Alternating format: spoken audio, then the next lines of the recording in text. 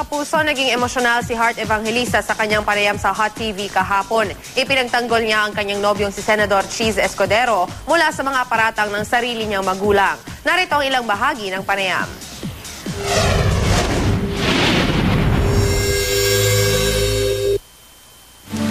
Meron daw drinking problem si Senator Cheese. Lagi daw lasing. What can you say about that? That is a lie. At lahat ng... Ayokong sabihin it's a lie kasi ayokong insultuin sila. Ang hirap talaga ng posisyon ko ngayon. Pero kung ano man ang nasasabi tungkol sa amin at sa kanya, hindi totoo yun. Ang saya-saya namin ngayon.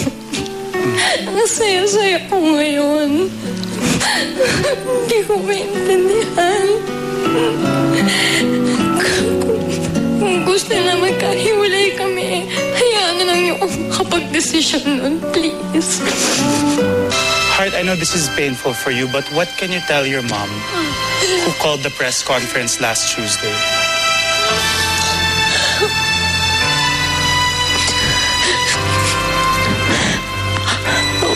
Why are you doing this?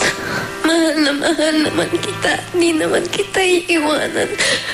Wala naman sa usapan na iiwanan kita.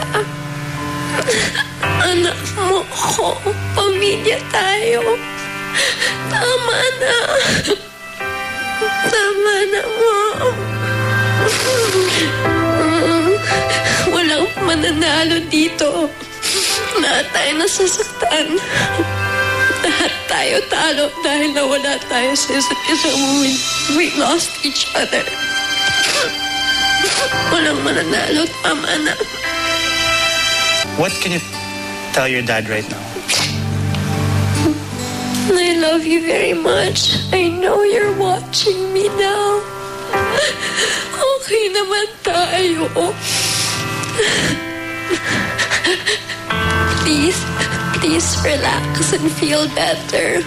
Kasi yun lang ang magagawa nating lahat. Ikalma ang sarili natin. At sana magdasal siya na namabas na ng lahat ng kung anong totoo para malinawan siya. Kasi naman talaga yung kakampi ko kahit kailan eh.